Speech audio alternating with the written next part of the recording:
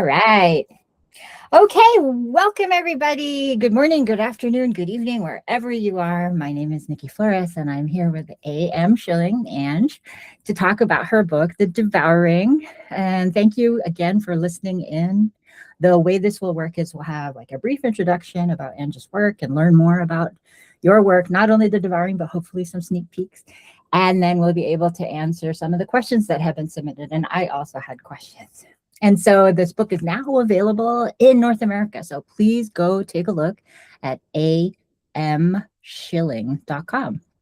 Okay, so yeah, my name is Nikki Flores, and I'm with Lim Press, and we're building an anthology for magical realism, horror, fantasy, mystery, just an opportunity to hear from more of the Filipino artists and creatives and authors out there. And A.M. Shilling is an avid storyteller and artist interested in morally questionable people, their terrible circumstances, and how they manage to love one another despite it all. And so when Ange is not contemplating her favorite villains, like a sommelier appreciating fine wine, she enjoys role-playing games and watching cooking shows with her husband. And I just asked her, and she said we were going to be at the same part of the dessert bar if we're at the Filipino buffet. We would both be over by the halo halo making. Yes. Yeah, that. So welcome, and you can visit her at amshilling.com. So welcome, Ange, so much, and we're so happy to have you with us. I'm so happy to be here. It's as a Filipino American, it's important for me to have that kind of representation in our art. So when Lim Press put out that call, I was like, I have to do it. Yeah, absolutely. It's wonderful to have you. So yeah, we can go right into kind of discussing the creative process and the book, and yeah, just a little bit about your writing life. So my first question that I have here is, what's been most surprising or interesting to you with the whole process of bringing this book to print? And then maybe a follow-up of that, have there been any moments during this path to publication that have really surprised you, or that have made you stop and think? Because this is your this is your debut, right? Like, yes, yeah. Exactly. Gotcha. Yeah, so your April debut. It's awesome. April 2026. Yeah, so honestly, because it's my debut, everything has been a surprise. Everything has been a learning curve and a brand new experience, right? I had never written a full-length novel before. I'd written maybe, shorter flash fiction, but I thought I knew how to plot, how to do character arcs and structure, but it was a whole new skill set, a whole new learning process. And then the editing, previously I barely edited my flash fiction because I wasn't publishing anything. I wasn't submitting anything. It was just for me. But to really go through the rigorous process of editing, and then also afterward preparing it for self-publication, and then marketing on top of that, everything was just new to me. Yeah, absolutely. And I asked you about editing, and I remember I saw on one of your posts you had the red lines. I mean, you must have gone through 4 or 5 or 6 drafts of something just to see it. And I see it in my own work too. It's you'll see it and then you'll put it away, and then you'll look back at it again. You'll be like, that is not at all any good.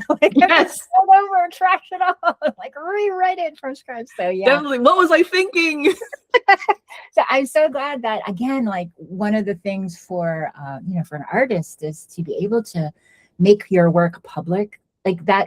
People see the end result, and I think of it as you take stuff off and the book is there, but they don't see the sleepless nights and the the kind of imposter syndrome, well, all the stuff that we can talk about.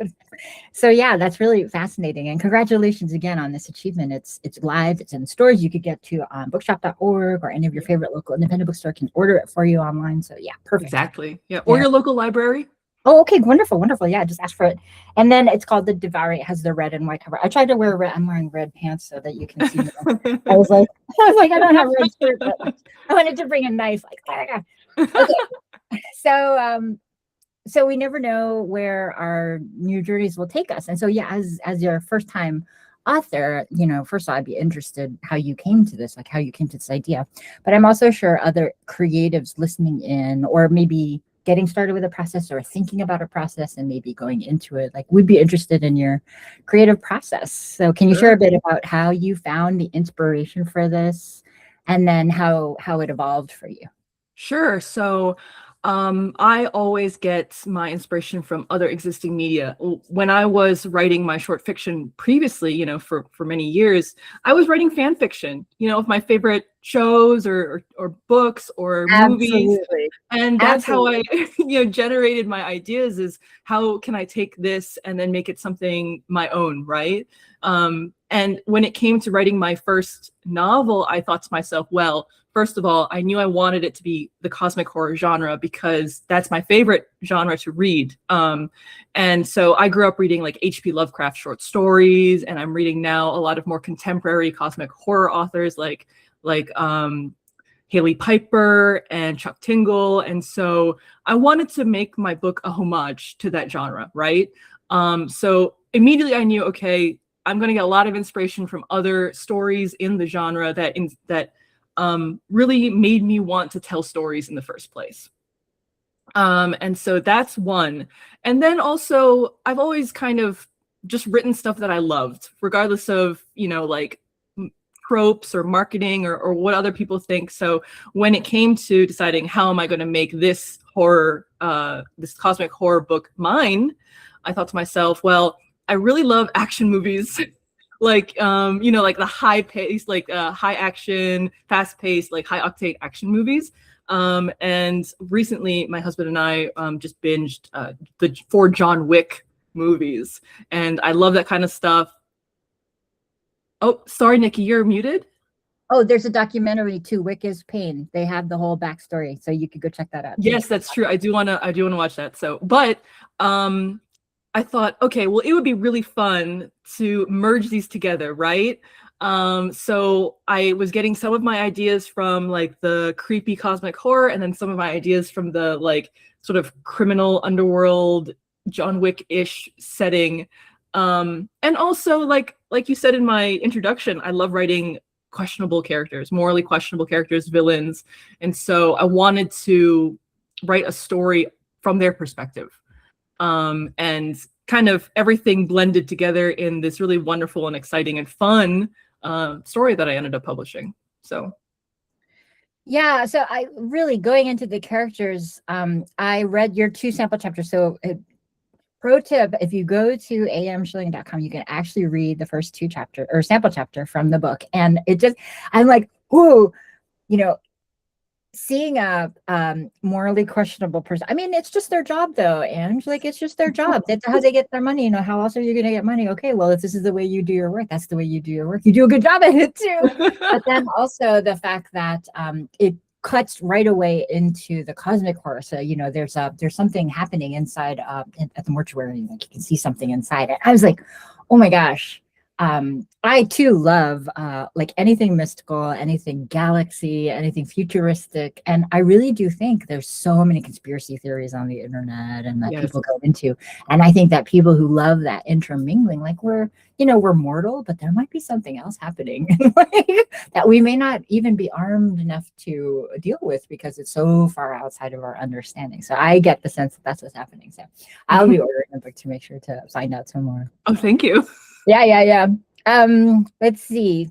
So in terms of, can I go back into Jason? Yeah. And I always ask people, do you envision them in your head and then write them down, or do you build them off of like character studies of other people? Like, I just think they're so well named and they're so like they're a match for each other, right? Yes, so that was my goal with them. Yeah. Is it based on you, on your own relationship? Like, I always wonder how writers get the information. Not at all. No. I know you're like, no, not at all. That's not at all. To give the viewers context, Jason is an assassin. He's a professional assassin, and Ayana is a doctor who works on autopsies. So, and they're married at the start of the book. And so. No, they're not based on anyone I know. I do not know any professional assassins, I promise. I was like, oh, Angela, who are you friends with? But I mean, as I said, I get a lot of inspiration from other media, right? And I enjoy these assassin like action movies, and I enjoy like crime stories basically. So I Oh get these yeah. character ideas, you know, and I take what's interesting to me and I blend them together, and eventually these characters come out. Yeah, yeah. That's, I mean, again, I read that for some authors, they live with their characters and then they just basically listen to them dialoguing, and that's what they capture on the paper. So I wonder if, maybe Jason had a story to tell and you're being the mechanism for that story to come out. Same with Ayana. So yeah. Mm-hmm. So yeah, to talk a little bit more about the cosmic horror, I was looking at the different categories. And so partially, this is a tough call, Ange, because I think that readers are interested on things that are more a blend. But from, say, on the shelves, there's, cozy horror, and then there's like mystery, and then there's action, and there's not a lot of this complex overlay. And I think actually distinguishing readers are people who are wanting a challenge or who are wanting the escape, really do want cross trope items, cross themes. So I'd love to hear from you if you have any tropes or themes that are distinct in the book, for one, and then how you came up with that, because I could imagine it could be a blender. Like you could say, oh, it'll be a romance, but it'll also be Lovecraftian horror. Like you can make your own, Shilling-esque thing. So yeah, tell me a little bit about that. And then also, just as a follow-up, like, are there any creative places that you go to, or places where you feel more productive, or routines to foster that? Because not only is it interblending, but it's also like, how do you proceed with that generative creativity? Right. So in terms of tropes and themes, I don't actually write with any immediate themes in mind. I tend to see the themes as they naturally form as I'm writing. And I think, a lot of other authors are like that too. But as I was reading The Devouring back to myself through edits and all of that, I saw, Yeah. man as the monster. I think that's one of my favorite classic tropes is, usually you have good and evil, and then the evil's represented by some kind of monstrous creature in a typical classic, like maybe even fairy tale-esque story. But I really love to examine the human psyche. And I think horror allows this really well. But I love to see like the darkness in humanity and how it comes out. But when you layer in complex themes like love and character relationships and that sort of thing, like it changes, and I like to observe that change and how it comes out in character dynamics, which is why villainous characters are always my favorite, because they're the ones who have that darkness and it comes out. But if you delve deeply enough, like how nuanced is it, right? Like I like to look for that nuance. So also kind of hand in hand is love as a choice, because the Devouring is not the cast of the Devouring. Most of them are pretty morally gray characters. But when you have certain values and you are in love with someone else with certain values, like what choices do you make to continue that kind of relationship? Like Ayana and Jason know each other so well, but knowing how Jason is and knowing how Ayana is, like what choices do they make throughout the story to continue that bond, and then also there's a bit of the end justifies the means. Like, does it actually, and that's a question that is seeded throughout. So I don't know, I guess if people like that sort of genre blending and theme layering, then they, by all means, please read my book. And to the second part of your question about where I go or the places that I get my creative, ideas from, I don't have any specific places. I think it's more like activities that I do. So, for instance, I have a notebook where I will write all my ideas down by hand, because there's something about writing by hand that really kind of turns the gears in my brain, better than typing does. But also there's like repetitive activity like washing the dishes, or like folding laundry, where my brain can kind of just wander and work through maybe plot knots or like character arc ideas, and then I rush to my notebook, right? And then I have to write it down. So it's really more like it's kind of nicely meditative, going into something repetitive like washing the dishes and or cleaning the house and thinking like, oh, okay, like where does my mind go from there, you know? Yeah, so what I'm hearing is, I'll just say that out loud for if you're thinking about if you're writing, because again, we're looking for you work, creativity through repetitive activities, which allow your brain to wander a bit. So that's something that Ange does to capture those ideas, almost like grabbing them out from where they're sifting.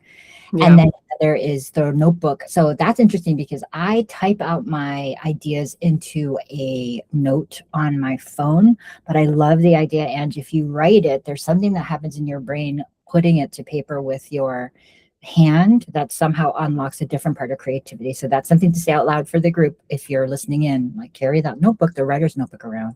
And then folding laundry and or kind of rote tasks, folding, sorting, cleaning, shower time. I know a lot of people have that as their place where the kind of divinely inspired gift comes to you, where you can call upon the muse because you're open. You're not so, and I'm not so cluttered up, but like organized and working on something else, then your brain allows you to capture some of these. So yeah, saying that out loud. And then yeah, repeating back to you, villains, morally questionable villains. Ayana and Jason's relationship as a kind of driving factor of the book. And then also love is a choice, love as a choice. Mm-hmm. How do people in their morally ambiguous states, which all of us are in, try and build a relationship and keep that relationship? And then yeah, working through ongoing like justice. Does the end justify the means? So great list of ideas and tropes and themes that you can find in the Devouring.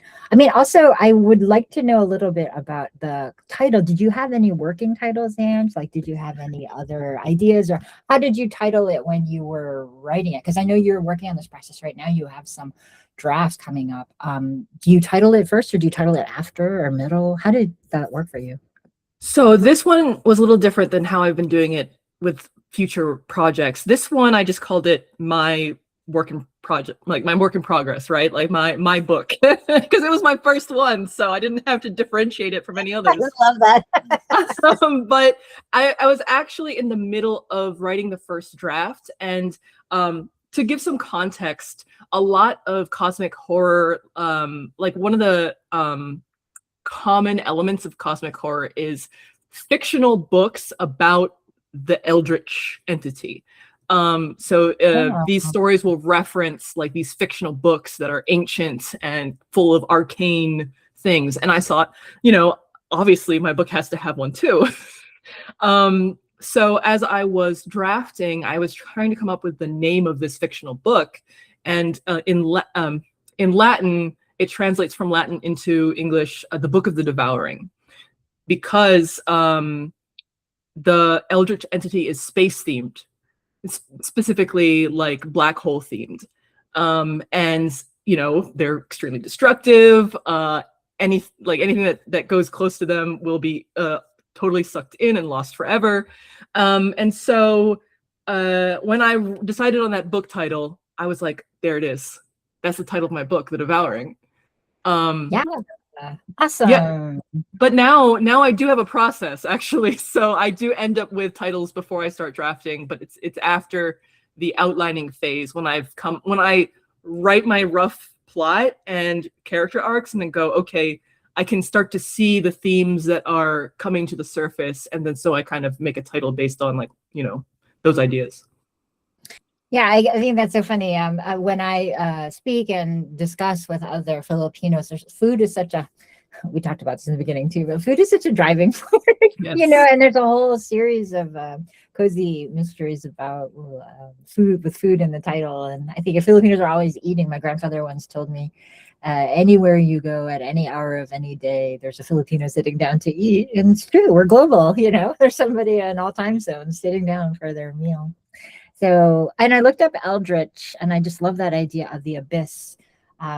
It's hungry, or maybe it's just a void, and a void needs to be filled, or it could be hungry and it's devouring something. But also, Ange, like that's its purpose, Mm-hmm. like, we don't have to, I don't know, cast judgment on something because it's hungry. Like if I'm hungry, you better get out of my way. Yes, So, exactly. Right. like, yeah, that part of the morally ambiguous is about, well, it isn't necessarily right or wrong for someone to be hungry. Exactly. So Yeah. they're hungry, they gotta devour. Yeah, it's sort of like, how a wildfire will destroy Yeah. and consume, right? It's the same idea. Yeah, and it's elemental, same. Like it's not like it doesn't matter who's in its path. It's not casting any judgment. It's just eating. Yeah, it's just eating. And so whoever happens to be in the way is in the way. Well, coming almost to the end of our talk, I have two more questions. The one is, what message would you like readers to know after they've closed up the Devouring and they've thought about it a little bit, but like long after they've read that last page? What message would you like readers to hear about or know about? Well, I don't know that I necessarily want them to like come away with a particular message. I don't try to weave that into my stories, but I do want them to come away from it asking themselves the question is of like, would they have made the same choices as the main characters, right? If they were in the main character's situation, if they had to choose for their love, or if the ends, like, would the ends have justified the means for them, right? Would they have made those choices for love? Would they have made the choice at the end of the book that Jason and Ayana make? So it's a sort of a reflection of their own morals, right? Like, how far are they willing to go? Like, where is their boundary? That's the thing that I want my readers to ask themselves. Nice. And then also maybe how are they changed from that experience? What happened after, right? Like we always Right. say the end, but it's not the end. It's just the commencement of something else. Also, Exactly. I'll just say out loud again, I feel as Filipino Americans, having always had to straddle through different worlds, I think that you, for example, are uniquely qualified to be able to question that borderline, that ambiguity, the kind of like the translation across different mindsets, understanding, recognizing, even being empathetic to your characters. I think that's also something that you and Filipino Americans navigate constantly. I didn't really think of it like that, but I can definitely see, I can see what you mean. I can see where it comes from. Yeah, yeah. I've even had to my own self be able to think outside of the box. And I've been challenged by reading a lot of speculative futures, for example, like Black speculative futures. And the idea like Black people are in the future, Filipinos are in the future. So for me, Yeah. I'm thinking like, how long are we going to have to look backward at like people on the beach with ripped clothing and like being, attacked? Like I want to think about the future. What do our Filipino values have and how do they persist into the future? And yeah, we're all kababayan, like we're all exploring different facets of the same human experience. And so that's another thing to be aware of. Oh, I want to point out too, I know we're running out of time, but like you had questioned, oh, it's not Filipino themed, like Jason and Oyana aren't Filipino, but does it matter? Like it's a unique experience, Yeah. and like we don't need to have boxes. Like we all feel the same. We all feel very protective about our loved ones. We always want the best for our family. We want to be able to fulfill a higher purpose. When we find instances where we're challenged, we need to kind of cut through and find, hold on to that divine inspired, link. And yeah, we have to live with the choices that we've made. Yes. So when you read this book, you'll think about the choices that Jason and Ayana have made. All right. Exactly. Well, again, it goes so quick. It's such a wonderful opportunity to speak with you and learn from you. And I just had one last question. So what's next for you? I know you have a whole bunch of stuff on your website. So I want readers to follow you on amshilling.com. Well, I have a few different projects like in my head that I'm juggling. The ones that I'm focused on right now are a vampire novella that is in edits. I'm not entirely sure yet if I will publish it or just make it for free or whatnot. I don't know what the plan is for it yet, but I am writing it. And then I really want to work on this sort of science fantasy, kind of cyberpunk-ish novel. It's going to be romance. It's going to be sci-fi. And I'm currently in the middle of plotting it out still. world building for it. So I don't have too much I can say about it right now, except that I will hope to start drafting it very soon. Oh my gosh, that's so exciting. I just love the fact that so many people are doing this cross-genre work and coming up with new ways for us to read, so that we can feel like, we're not alone and that we belong. So you can find all of this at amshilling.com. And then also Anja's Instagram is amshillingwrites, WRITES, and we'll link to that as well. And yeah, so grab a link to buy the book at amshilling.com and wherever online books are sold. So thank you again, Andrew. It's such a pleasure to speak with you. And to all of you who are listening, please do visit the website. Any final words? Well, thank you again for the opportunity to chat. And it was really fun talking. And yeah, thanks again. And I hope everyone enjoys. Thank you.